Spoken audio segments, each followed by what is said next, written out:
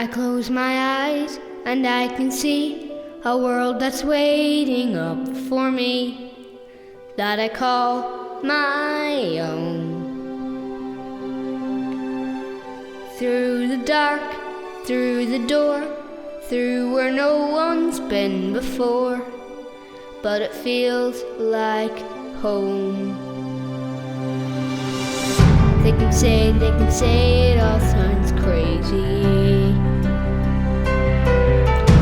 They can say I've lost my mind. I don't care, so call me crazy. We can live in a world that we design. 'Cause every night I lie in bed, the brightest colors fill my head. A million dreams are keeping me awake.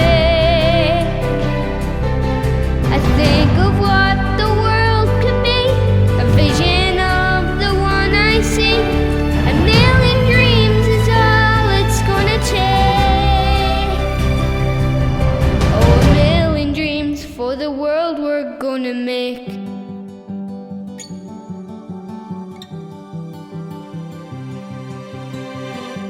There's a house we can build.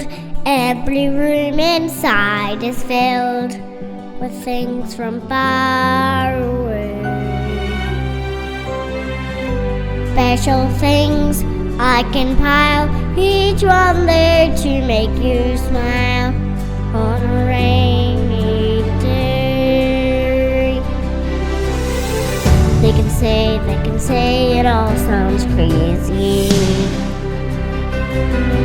They can say we've lost our mind. I don't care, so call us crazy. Run away to the world that we design. Every night I lie in bed, brightest colors fill my head. A million dreams are keeping me awake. I think of what the world could be, a vision of the one I see. A million dreams is all it's gonna take. 1,000,000 dreams for the world we're gonna make. However big, however small, let me be part of it all. Share your dreams with me. You may be right, you may be wrong, but say that you'll bring me along to the world you see, to the world I close my eyes to see. I close my eyes to see. Every night I lie in bed, the brightest colors fill my head. A million dreams are keeping me A million dreams, a million dreams. I Think think of what the world could be, a vision of the one I see. A million dreams is all it's gonna take. A million dreams for the world we're gonna make.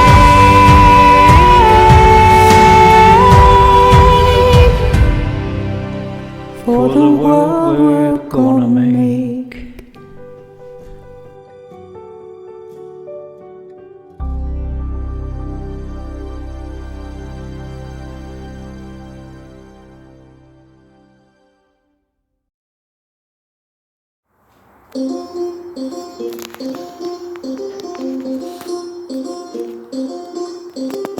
This little light of mine, I'm gonna let it shine. This little light of mine, I'm gonna let it shine. This little light of mine, I'm gonna let it shine. Every day, every day, every day, and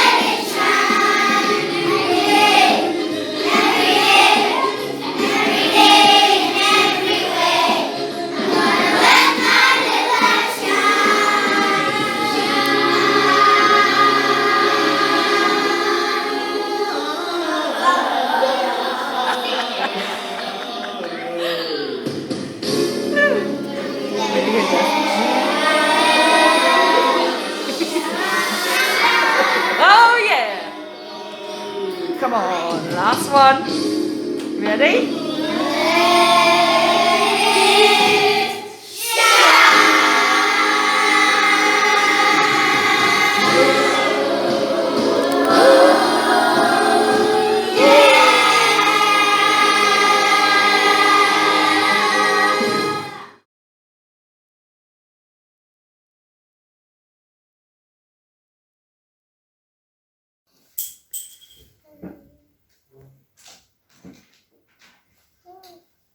When I grow. When I grow up, I'm gonna work with camera. Okay, pass it on. When I grow up, I'm gonna work with my mommy. Very good. When I grow up, I'm gonna be a teacher. Good girl.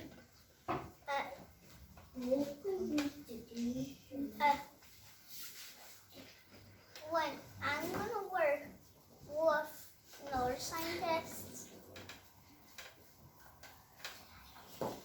Wait, go. When I grow up, I'm gonna be a teacher. Good. When I grow up, I'm gonna be a farmer. Good. When I grow up, I want to be a teacher. When I grow up, I want to be a ballerina. Oh, lovely. Okay, When I grow up, I want to be a fireman. good boy. And a farmer. When I grow up, I want to be a train driver. Good. When I grow up, I'm gonna be a Ford Ranger. When I grow up, I want to be a pet groomer. Say it again, Pet. Take the mic down. When I grow up, I want to be a pet groomer. Good. When I grow up, I want to be a fighter. When I grow up, I want to be a builder, a fireman, and a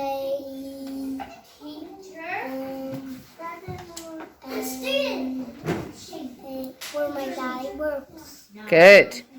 The water cycle. When the sun heats seas and oceans, it causes evaporation of water. Condensation happens and forms clouds. Clouds burst and cause precipitation, which is rain. Rain falls into the seas and oceans, and the cycle starts over again.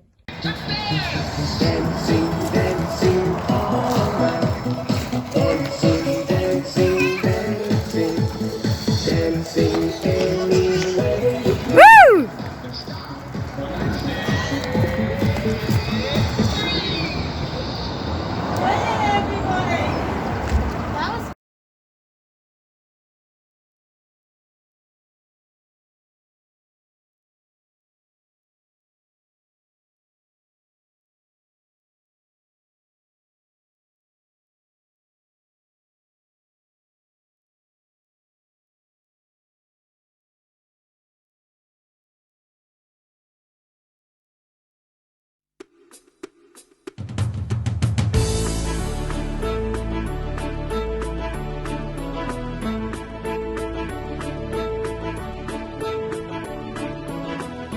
Nigel Naylor, he's a tailor, he makes trousers, suits and shirts.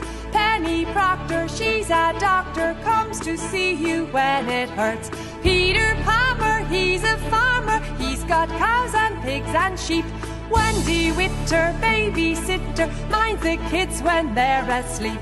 Work in the country, work in the town. People work day and night to make the world go round. Work in the country, work in the town. People work day and night to make the world go round. Mabel Meacher, language teacher, teaches English, French and Greek. Gary Gummer, he's a plumber, call him when you've got a leak. Paddy Prentice, she's a dentist, keeps your teeth clean and white. Ronnie Ryman, he's a fireman, comes when there's a fire to fight. Work in the country, work in the town. People work day and night to make the world go round. Work in the country, work in the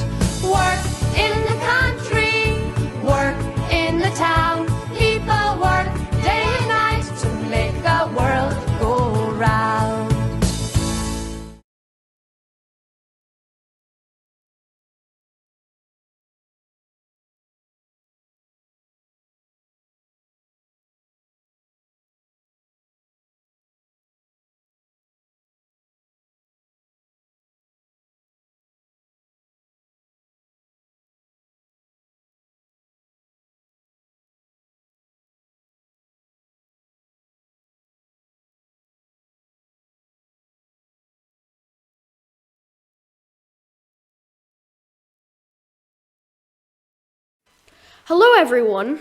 Today we have Louise Gilroy here, ready to answer some questions. So first, can you tell us about your job? What do you do? Well, I work as an airline pilot. I'm the captain on an aircraft and I fly the Airbus 320 family. So there are a few different sizes of that aircraft. Some that we have, they hold 174 passengers, and others then have about 212 passengers. So it's a medium-size airplane, and it can fly around Europe or across the Atlantic to the east coast of the United States, places like Boston or New York. And my job really is to fly people from wherever they want to go safely and at the right time and as efficiently as possible. Okay, very exciting. We're going to ask you a few questions about your job to find out just what it's like to be a pilot. So, your first question is, have you always wanted to be a pilot, or have you wanted to be something else before? Well, I only thought about becoming a pilot after I went to university. I thought I wanted to design airplanes, and I went to study aeronautical engineering in Manchester. And when I was there, then I realized that it was a possibility maybe to fly an airplane. And then I saw an advertisement for a trainee pilot position, and I was lucky enough to get that. And that's how it all started. So I've been doing it for a long time now, and I probably wouldn't do anything else. I really love my job. Huh. So when did you first want to be a pilot? I think I was 17 when I first wanted to become a pilot, and by the time I was 19, I had done my first flight with passengers. So what inspired you to become a pilot? I think I like the idea of going somewhere and making a machine bring me somewhere as well. And I like the idea of seeing the nice views from the airplane. And I like the idea of being up high and looking down on the whole world and going somewhere fast and maybe visiting different places as well. So I just thought it was a very interesting job. And I'd heard stories about Amelia Earhart and Amy Johnston and those famous pilots of the past. And I think maybe I thought I wanted to be like them. Huh. So, can it be scary flying through a storm? And how do you keep your passengers calm? Well, the first thing we do is try not to fly through a storm. So the first part of our job is always to look at the weather. We look at the weather on the airport that we're taking off from, the weather around the area we're flying through, and the weather at our destination airport. And we try to avoid any bad weather. So we have, in the airplane, we have a thing called the weather radar. It's a device that looks for storms and that helps us to avoid bad weather. Air traffic control also give us information on where some bad weather might be, and other pilots tell us that as well. So that's the first thing. We try to not fly into any storms. If we get some bumpy air, though, that's turbulence, that's where we get warm air and cold air meeting up high. And so sometimes there's no way of avoiding that. It's just the way it works out. And you know the way when you boil a kettle and you see the steam coming out of the top of the kettle as the water boils? Sometimes the air is a little bit like that. It's just a little bit bumpy. And if we get something like that, then we fly the airplane at a suitable speed. There's a safe speed to fly in turbulence, and we sort of just let it ride through the turbulence a little bit. Sometimes if we climb or descend to a different level, we might find smoother air as well.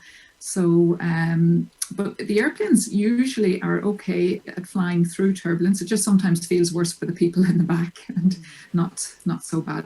So sometimes what we do as well then is we tell passengers that there might be turbulence coming up, and we tell them, I suppose, to make sure their seatbelt is fastened, and that we tell them when we think it's going to be over. And then if we can find a way to get some smoother air, well, we do that as well. Okay. Where is the first place that you flew? Yeah, so the very first place I flew myself flying an airplane was when I was learning to fly. So I learned to fly in small airplanes. They were small two-seater airplanes, and it was in a place called Perth in Scotland. And that was where the training school was that I went to. And the first place I flew was in Perth, and that was the first time I had been in the cockpit of an airplane. Even though it was only a small little airplane, it was the first time I'd actually been at the controls of an airplane, or saw what it was like, and saw all the different instruments and the throttle and everything that we used to control the airplane. And it was very exciting, and it was beautiful there as well, because the scenery in Scotland is so nice, and it's a little bit like Donegal, really. Where was the first place you flew with passengers? With passengers, the first place I flew was from Dublin to Paris, to Charles de Gaulle Airport in Paris, and that was in a Boeing 737, and that was about 31 years ago. It's a long time ago now. That's a long time. It is a long time, yeah. And then when I did that, I was a co-pilot, and I was being trained by the captain of the airplane at the time. He was training me to become a co-pilot at that time when I flew with passengers. So and now I'm the captain of the aircraft, and I fly with another co-pilot then. Okay, so what's your favorite pilot story? Well, I always like stories when I fly people who I know or who are famous. So one of my most exciting times was when I flew some of our Olympic athletes to, they were flying to Amsterdam to fly on to Rio de Janeiro in Brazil for the Rio Olympics in 2016. And I met Katie Taylor and Oliver Dingley, who is a boxer, and they came in to visit the cockpit after we landed in Amsterdam. That was quite exciting. And I also really like, early mornings or late at night when you see a beautiful sunrise or a lovely sunset. And one of my favorite views is seeing the White Cliffs of Dover. If you're flying back to Ireland early in the morning from Europe, and the sun is rising and the White Cliffs are sparkling, and it's a lovely view. I like that. So have you ever had to make an emergency landing? Yeah, a few times.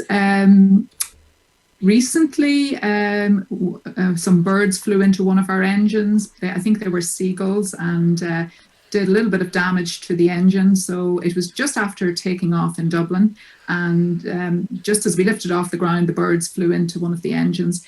And the engine was, it was still running a little bit okay, but there was a lot of vibration and noise from it. And we were supposed to go to Berlin, but we couldn't carry on to Berlin. So I had to say we're declaring an emergency and we need to land back in Dublin. And so I would have to tell the cabin crew to make sure the airplane is ready for landing, and tell the passengers what has happened, and tell them when we expect to land, and also tell them that actually the airplane, even though it can't carry on with its normal journey, it is still flying okay, but we just need to go back and land in Dublin and have the engine repaired. So in that case, the passengers probably, they had to change and go on to a different airplane to carry on their journey to Berlin.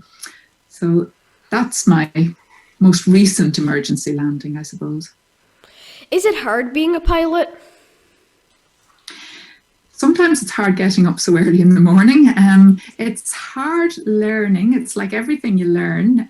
Everything is hard at the start until you know it. And there's quite a lot to learn. But so you have to put in a bit of hard work, but it's like everything. The more work you put into it, and the more you do it, and the more you practice it, then it gets easier at times. But there's still some days when it can be a little bit tricky, and things are changing, or sometimes we have different things to learn that are new, and that can be tricky as well. But it's like everything, the more you do, then the easier it gets.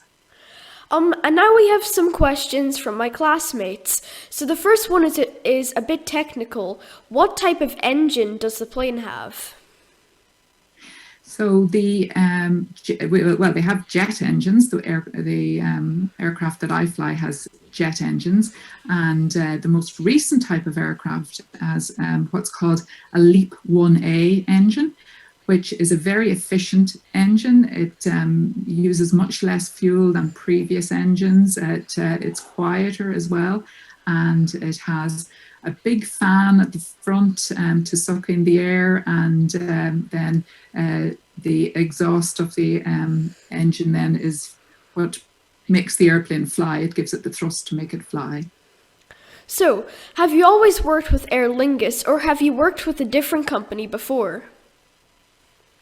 I worked with a Turkish airline called Pegasus for a little while as well, but otherwise I've been with the same company really for all my time. Just I took a little bit of time out in about 25 years ago to work with in Turkey, and that was quite good to be living and working in Turkey and flying into different airports then. How many places have you flew to? I've flown to all the countries in Europe, and I've flown to some countries in North Africa as well, like Morocco and Tunisia, and I've flown to Israel. And the furthest north I've flown is to Norway, to a place called Bodo, and then I've flown to Latvia and Lithuania, are as far east as I've gone, other than Turkey. Are you the lead pilot or a co-pilot, or can you be both? Yeah, well, every airplane has two pilots. It has one pilot who is the captain, who's in command of the airplane. So that is normally me, and you know that because the captain has four bars on their epaulets, and then the co-pilot or the first officer, as they're called, they'll have either 2 or 3, depending stripes, depending on how much experience they have. So for about 12 years, I was the co-pilot all the time, and then for most recent times, almost 20 years, I've been the captain on the airplane. Have you ever lost control of the plane, maybe in turbulence? No, luckily I haven't, and it's something we train to make sure that we keep control all the time. It's something that we practice in the simulator because it's something that could happen, and we try to make sure that it doesn't.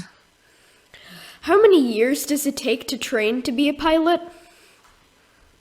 Well, it takes about a year, first of all, to get your basic commercial pilot's flying license. And then once you've done that, it could take maybe another 6 months or a year to learn to fly a particular aircraft type. And then you could become a co-pilot after that. So you could become a co-pilot within about a year and a half. To become a captain then takes probably another few years of experience at least anyway.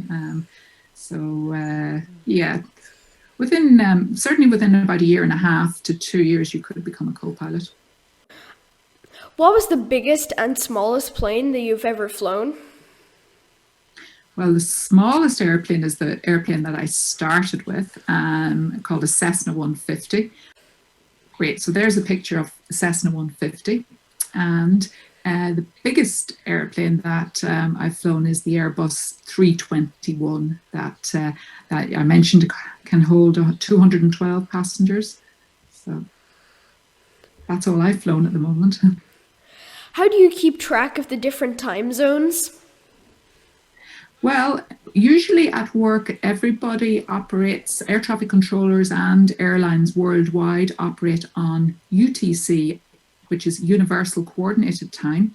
And that is the time that we would know as winter time. So we use that all the time. And then at different airports, you work out what the local time is. So it's easy when we're in Ireland because usually we're very close to UTC. But if you're further away in Europe or in America, it can be trickier. So sometimes you just have to add numbers on or take numbers off in your head all the time. So how do you know where you're going, as in directions? Well, we have a flight plan and we program this into a computer on the aircraft. And it's a bit like setting up a sat nav on your car or something like that, or even using Google Maps. It's a little bit like that, but we program the route into the computer, and the route appears on a screen in front of us. We also have maps of the different routes around, say, around Europe. And then air traffic control are monitoring us all the time, so they can tell us where to go. And there are lots of places along the way. There are airways in the air. They're a bit like the roads on the ground, but these are virtual airways that are in the air. So a lot of the time we fly along those, and they have a place name with them as well. So there's a point in near Donegal, in the airway above Donegal, that's called Dogal. And that's often a place that's used when airplanes are coming from Europe and going across the Atlantic. So, you know, it sounds a bit like Donegal, and it is quite close to Donegal, but much higher up in the sky. So, what's the longest trip you've been on? The longest trip was one that I did when I was in Turkey and flying from Turkey up to Norway. And that was probably about 5 hours or so. And the airplane I fly as well, it can also fly to America from Dublin over to Boston or New York, but I haven't done those flights yet because of the pandemic. So hopefully I'll do those soon. But that would be maybe about, on the way home, it could be about 6 or 7 hours, I suppose. Do you ever get to go to sleep or have some rest on the plane? On longer flights, they have an arrangement where you can do that, but I don't do those sort of flights at the moment anyway. So whenever whenever I'm in the cockpit in the front, I'm awake all the time there. Have you ever flown people home for Christmas? Yeah, and that's a really exciting thing to do, flying people home for Christmas. And another one of my good stories was arriving back in Dublin in the snow on Christmas Eve, very late on Christmas Eve, and wondering if I was going to get home in time before Santa arrived to our house. So I just made it in the nick of time. But it's always really exciting flying people at Christmas time, and especially on Christmas Eve, because it's quite magical. And that's all of the questions we have. So what was your favorite question out of all the ones we've asked? I like the question about turbulence and how do I stay calm, or how do we keep the passengers calm in turbulence? I think that's a good question because it always seems scary, turbulence, and I sometimes forget that it's scary for other people because I'm so used to it really that it doesn't bother me too much, but I know that it can, when people don't know what's happening, it can be a bit scary. So before we sign off, is there anything else you'd like to add? Well, just thank you so much for talking about this. I always like talking about my job, and I think it's quite a nice job. It was so nice to be able to be interviewed by your school and Lucy and Barney to do the interview, and it's so nice to see schools doing this. And Thank you very much for taking time for this interview, Louise. The next time I look up at the sky and see a plane, I'll always wonder, is that Louise? Conjugi Slan.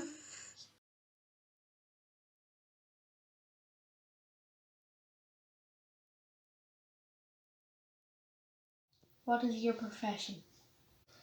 My first profession, to be exact, was as an electrical engineer. What does an electrical engineer do? An electrical engineer is in charge of all things electrical in a lot of industries. It can be in industry, it can be with in ships, it can be in the aviation industry, and in my case it went on then into the teaching profession as well. And when did you become an electrical engineer? Oh, I became an electrical engineer.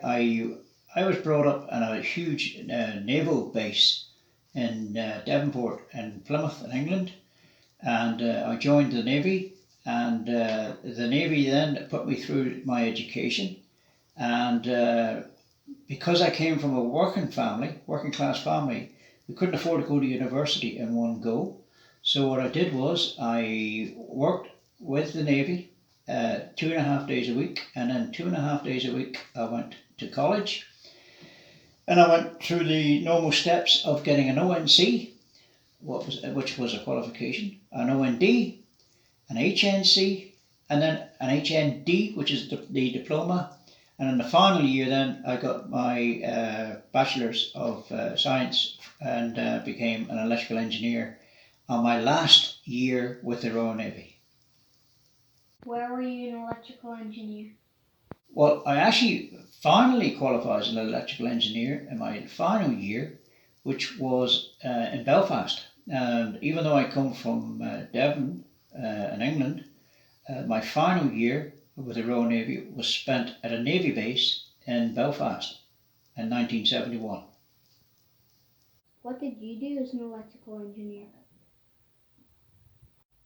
As an electrical engineer, what I did was I worked with the Royal Navy, and I helped to install weapons systems on ships, and also installed radar systems, which allows ships to see each other in the fog and in the dark.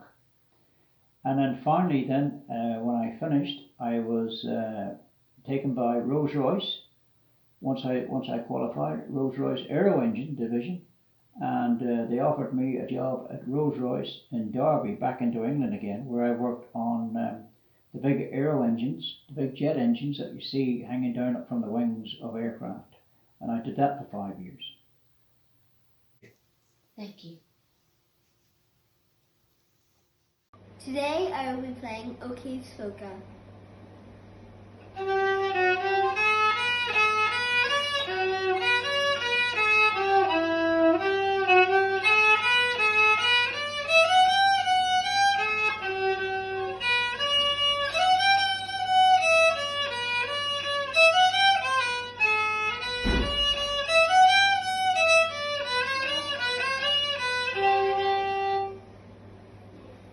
Happy St. Patrick's Day. Go. Hello, welcome to the interview. Thanks very much, Patrick. Delighted to be here. What is your job? I am an Assistant Principal Officer in the Revenue Commissioners. What do you do? We process repayments for taxpayers and ensure they get all the money that they're due back quickly and efficiently.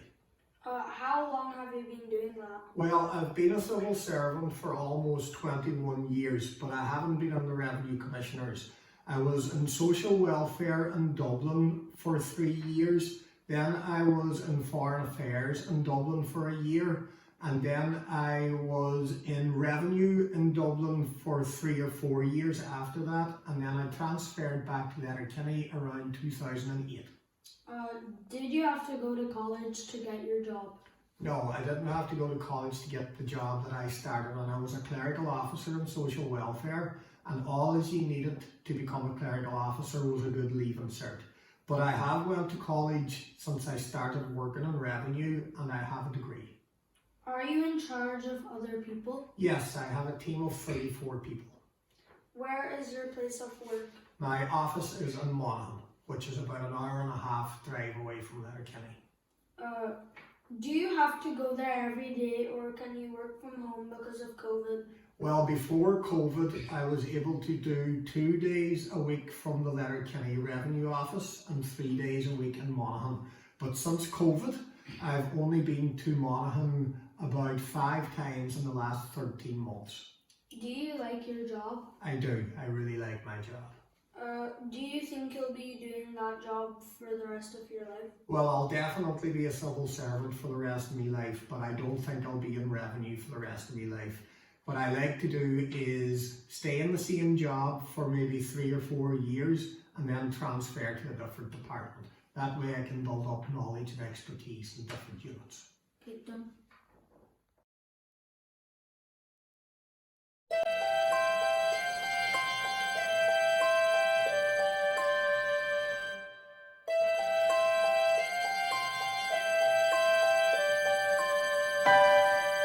I guess I'd be a hero, with sword and armor clashing, looking semi-dashing, a shield within my grip. Or else I'd be a Viking and live a life of daring, while smelling like a herring upon a Viking ship. I'd sail away, I'd see the world, I'd reach the farthest reaches. I'd feel the wind, I'd taste the salt and sea, and maybe storm some beaches. That's who I'd be, that's who I'd be. Or I could be a poet and write a different story, one that tells of glory and wipes away the lies. To the skies I'd throw it, and the stars would do the telling. The moon would help with spelling, and night would dot the eyes. I'd write the verse, recite a joke with wit and perfect timing. I'd share my heart, confess the things I yearn, and do it all while rhyming. But we all learn, but we all learn. An ogre always hides, an ogre's fate is known. An ogre always stays in the dark and all alone.